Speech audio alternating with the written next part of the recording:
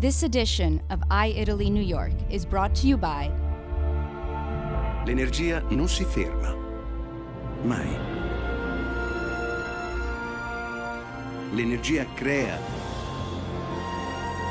Si trasforma. Diventa un'idea per generare nuova energia. Diamo all'energia un'energia nuova. and Cheerio chopped tomatoes.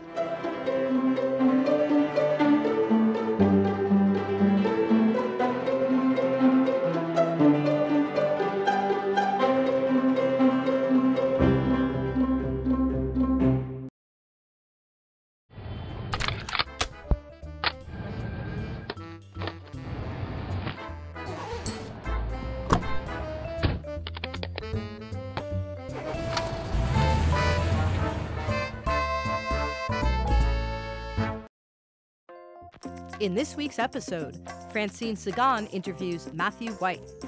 Dolce Vita, creating a masterpiece with chocolate and olive oil. City, behind the scenes with Recycled Brooklyn and Friar Francis.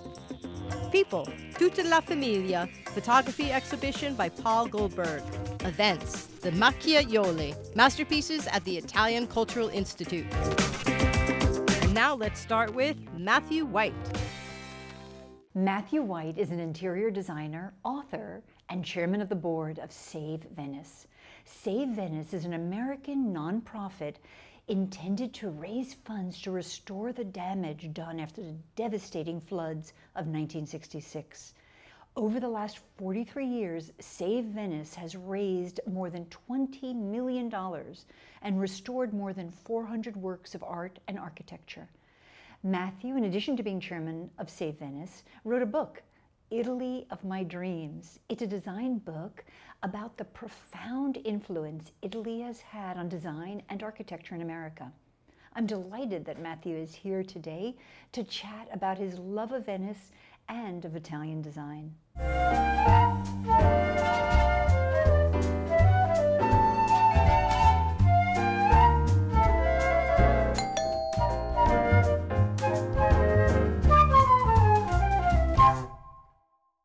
Matthew, thank you so much for being here. It's a pleasure. I love your book. Thank you. So let's start with, what does Italy mean for you? Well, you know, it's odd because my background is Irish, English, German. I have nothing to do genetically with Italy at all. But I went to Italy years ago in my late 20s, and I think, like most people, just completely fell in love, you know. So that's where it began. And it sort of snowballed into this passion for everything Italian. And you were first on the board of Save Venice. Yes, I've been on the board for, I believe, 13 years, and I've been chairman for the last 5 years. So tell us a little bit about Save Venice. Well, Save Venice is an American nonprofit. After the floods of 1966, which devastated the city, many countries came in to help restore the arts and documents that were lost. And so that was how we founded. But over the last 40 years, it's just been incredible to see the works of art that we've restored. It's this small group of passionate Americans, and we're led by a smaller group of very world-renowned historians and art historians, and they lead us, and through their guidance, we select these projects that we'll take on. But how did you first even get connected with the project? I have a dear friend in California. We used to live in California, Terry Stanfill, and she introduced me to Save Venice, and she invited me to the my first gala in Venice. And every 2 years, Save Venice, we hold these 4-day galas in Venice, which is just a spectacular series of parties in private palaces, but all to raise money for our restoration projects. And so I had never really heard of Save Venice. I didn't know anything about it. She introduced me to it. I was invited to this gala. I went, and believe me, It was like nothing I've ever been to before. Nobody parties like the Venetians. Well, nobody does. And nobody in America parties like Save Venice. Nobody. We throw fabulous parties. And it's all, of course, to raise money for our mission. Are you still doing the parties here in the States? We have a ball here in New York every year, and it's a spectacular, social event. Every 2 years, again, we have our events in Venice, and that's 4 days, and it includes lunches and balls and dinners and lectures. Site visits, restoration visits, and we're looking to grow it. So it's very exciting. Tell me about one of the pieces that particularly resonate for you, something that was restored. Well, recently we restored actually an entire room, and this resonated with me because I'm an interior designer and I love spaces. And the spectacular thing about Venice is you can go into rooms where a Titian is hanging in the place that it was designed to hang. You go to the Met, which is fabulous, or any great museum, and you're seeing pieces plucked from their original room and put into a new room, which is great, but it's not the same. At the Accademia, the Gallery Accademia in Venice, there's this room called the Sala dell'Albergo, and it's a room that has the most spectacular 15th century ceiling, one of the most beautiful 15th century ceilings in all of Venice. It has a Titian on one wall that was painted for that spot, and you can see how the light comes through the window and illuminates the painting. Titian really understood, the effect of his work in this room. So we restored the entire room, the ceiling, the Titian. We brought in 2 paintings that were created for this room 500 years ago that had been in storage for more than a century, restored them to the room. They're not as great as the Titian, but they're fabulous paintings. And then we moved another painting more to its original position. So we restored architecture, interior architecture, paintings, and an interior, And so for me, that really resonates. Speaking of work, your book is so amazing. Thank you. Look at that. I just love so many of the points. And tell me a little bit about the influence that Italy has had on your work. Well, I think going back just a bit, there's not a real understanding about the importance of Italian style on world taste, really, but Western taste and certainly American taste. Because here in America, we were born in the 18th century, so we were very influenced by the great powers of the 18th century, which was France and England. But it was the French that went to Italy for their inspiration. It was the English. Look at the Palladian country houses in England, inspired by Italy. The Grand Tour, everybody. This book is really a personal, sort of almost a design biography in a way, about how I have been influenced and my own work has been influenced by Italian style. Do you have a favorite spot or two in Venice? That's so hard to answer because there's so many. I mean, just walking the streets. Just walking the streets. I mean, the Accademia, of course, I love, and I'm always there. We have a lot of projects. We have 30 projects going on through Save Venice right now.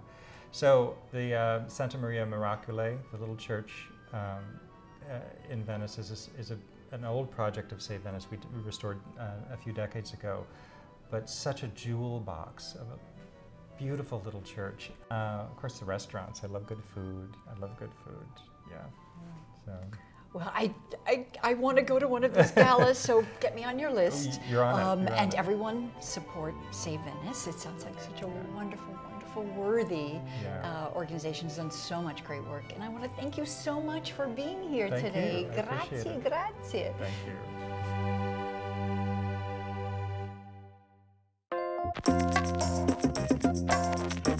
Let's speak Italian and let's eat Italian.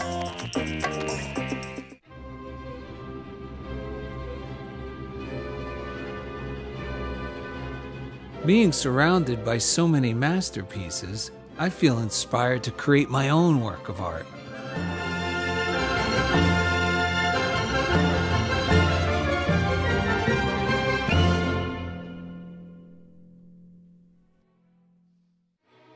Just as an artist creates his masterpiece using raw materials, my culinary masterpiece will be the result of combining the materials I have found here today: chocolate and olive oil. But not just any chocolate and oil. Perugina chocolate and Colavita extra virgin olive oil. Because it's the quality of the ingredients we're using that determine the ultimate result. Traditional ganache is created by combining chocolate with cream. But what if we replace some of the cream with olive oil?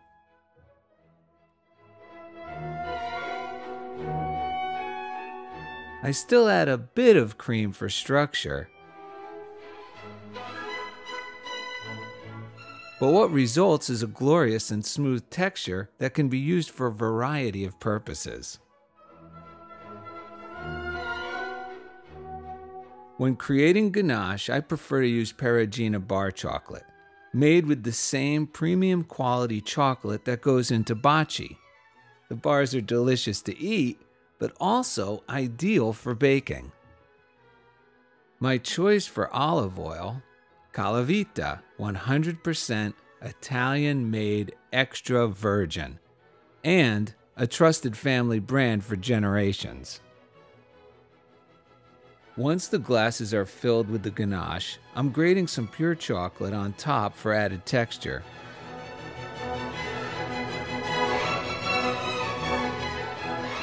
Then, adding slices of Baci to provide a contrast in texture as well as a rich hazelnut flavor.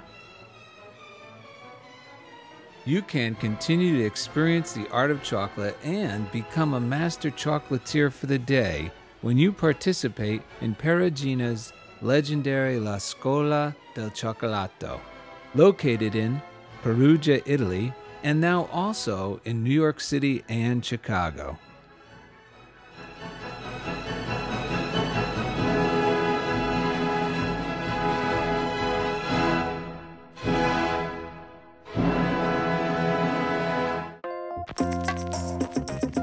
This is our Italian city. Let's take a little journey with us.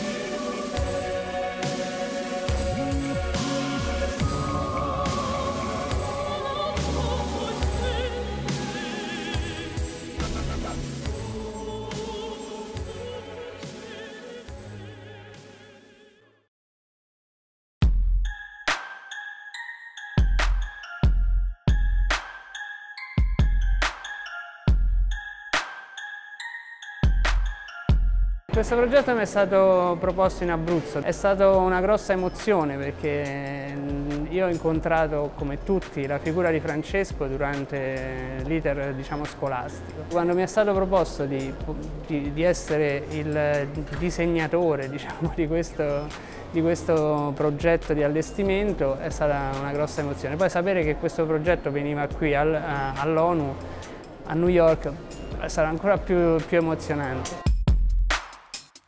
Questo allestimento vuole essere semplice, vuole essere soprattutto dialogare con l'immaginario che abbiamo di Francesco, quindi io l'ho sempre pensato su un tavolo, cioè lui dormiva su delle tavole. Lui era l'unico, diciamo, di quel periodo, comunque della storia, che c'ha un dialogo stretto con la natura. Infatti questa mostra, per la quasi totalità dei materiali, è un riciclo.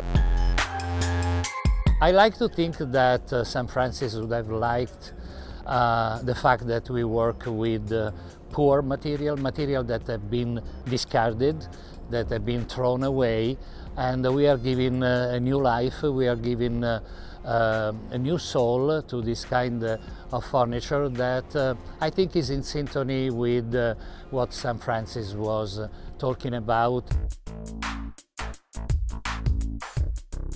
One of the reasons we started the business was not everybody can afford handmade furniture, custom furniture, and we always wanted, we couldn't afford it, so we made it ourselves.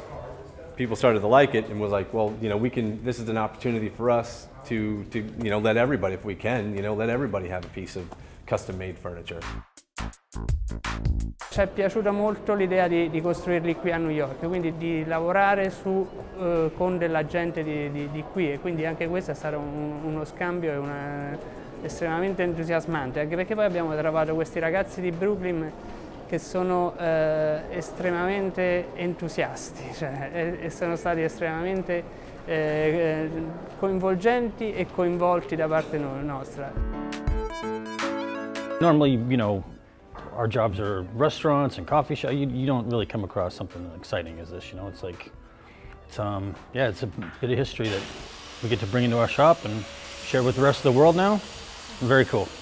When we started together this venture, Recycle Brooklyn, with Matt and Steve Loftus, I really couldn't imagine that today, about 1 year later, we were here building some table and staging an exhibition of San Francis manuscript. It's an incredible honor, incredible privilege, and in some way we are putting together the experience of my background as an Italian and the skills of this American artisan, and we are working together in a project that it's really ambitious, and it's an honor to be part of it. Tutto ciò che noi mettevamo a supporto di quello dei manoscritti e dei pezzi esposti voleva essere estremamente semplice, e quindi abbiamo scelto anche di utilizzare un unico tavolo per tutti i pezzi, riprendendo anche quello che erano gli ambienti dei conventi, dove il tavolo era sempre una cosa ripetuta, erano tutti tavoli uguali, e su tutti i tavoli noi abbiamo cercato di riprendere questa cosa. I tavoli sono con la stessa inclinazione con cui erano i leggii dei conventi. La cosa più bella è stata quella che c'è stata una orizzontalità dei ruoli, cioè non c'era più l'architetto e chi realizzava, c'erano un gruppo di persone che costruivano insieme, e con una gioia del costruire che è qualcosa che non sempre si trova nei cantieri o negli allestimenti.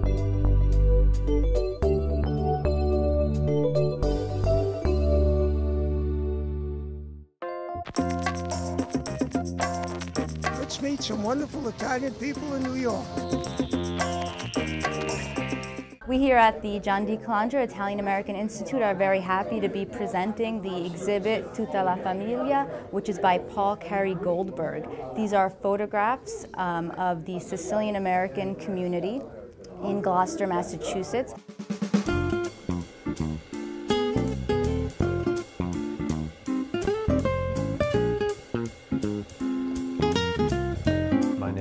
Cary Goldberg. This is my project of photographs called Tutta la famiglia, Portrait of a Sicilian Cafe in America.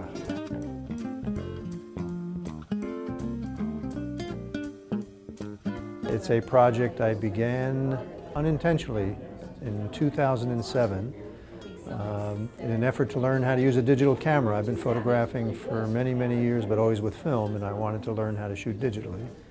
And this became my workshop, but it also became a very rich part of my life. So I've been shooting there now, still shooting. I haven't stopped photographing there. So that's almost 8 years now. The experience of becoming a welcome guest in the cafe has been very rich and very rewarding. All the friendships that I've made. The people are very generous and gracious. They love looking at the photographs. They like having their photographs taken. They're looking forward to the book because this project is going to be printed as a photographic monotype, hopefully in fall of 2015. The work is very intimate. It's a very small cafe, so everybody is very close to one another. They know I'm there, but they don't care anymore. They enjoy my being there and playing with my camera and playing with them.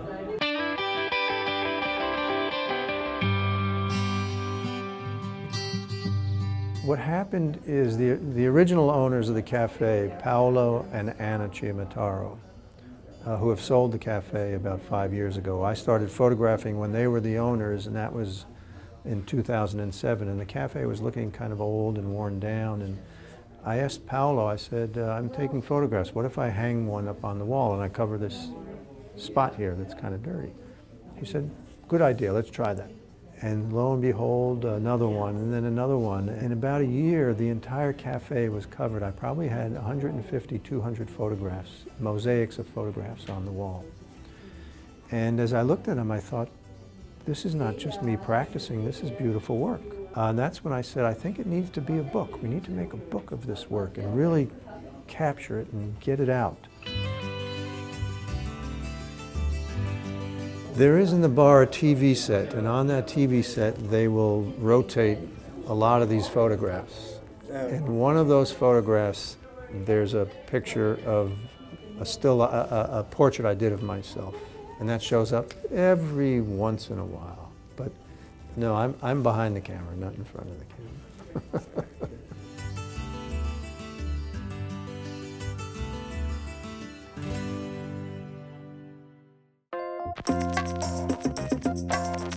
Coming up next, our exclusive event.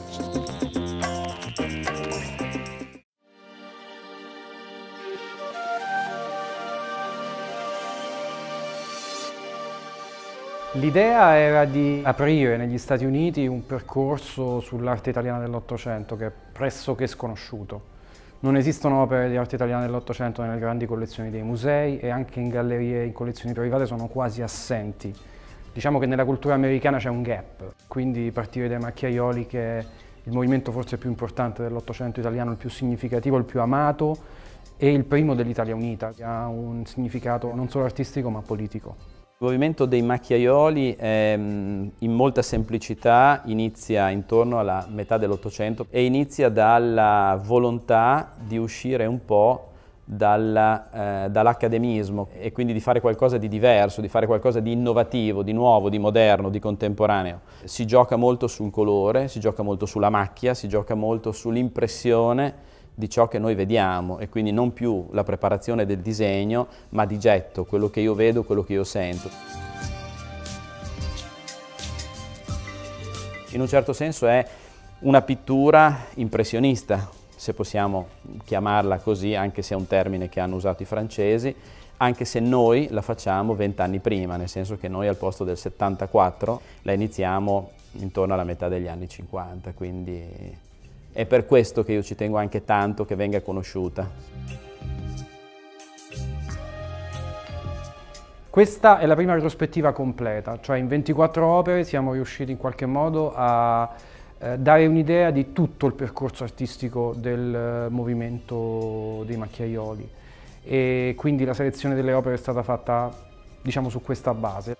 Sono riuscito a portare buona parte dei pittori dell'Ottocento di macchia, mi manca Cernesi, mi manca un paio di artisti importanti, ma diciamo che uno che venga a vedere la mostra già con queste 24 opere riesce a capire di che cosa stiamo parlando, tenendo presente che 4 di queste opere sono state esposte nel 76 a Tokyo, per cui è la grande mostra che fu fatta a Tokyo quasi 40 anni fa.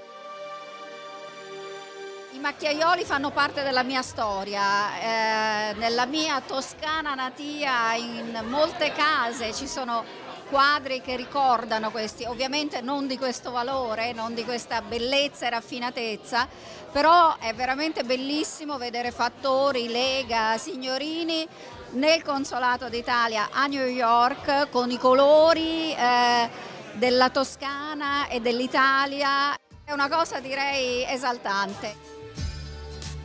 Un'altra cosa importante è che le opere vengono tutte da collezioni private molto importanti, per cui sono tutte opere private, quindi sono stati felicissimi i proprietari di dare le opere per la promozione e oltre a questo sono riuscito ad avere un po' di sponsor che ci hanno aiutato, tra cui Oscar Farinetti che è stato molto caro, poi ho avuto Alberto Vignatelli, Luxury Living, che mi ha arredato un po' l'istituto di cultura con i prodotti di Fendi Casa. Sono contenta che sia il risultato di uno sforzo che è stato fatto non solo dal curatore Marco Bertoli, dall'istituto Fabio Troisi, ma anche da degli sponsor sensibili, intelligenti, che hanno aiutato ad organizzare questa cosa e a creare un ambiente nell'istituto che è veramente una delle volte in cui è più bello, è più gradevole venire qua. Mi aspetto una reazione notevole da parte del pubblico, da parte della stampa e da parte degli operatori, cioè mi aspetto in qualche modo che questo sia un primo passo. Ed è un po' questo poi il lavoro che dovrebbe fare e che fa l'Istituto Italiano di Cultura, cioè promuovere la cultura italiana, anche aspetti poco conosciuti, poco apprezzati nel luogo in cui l'istituto è ospitato, per creare poi un ponte. E questa mostra, che è piccola ma significativa, dovrebbe servire a questo, secondo me. Chi vorrà visitare questa mostra avrà proprio l'idea di una Italia bella del passato, del presente e anche del futuro. This edition of i-ItalyTV was brought to you by Colavita Extra Virgin Olive Oil and Baci Perugina chocolate. Say I love you in the Italian way.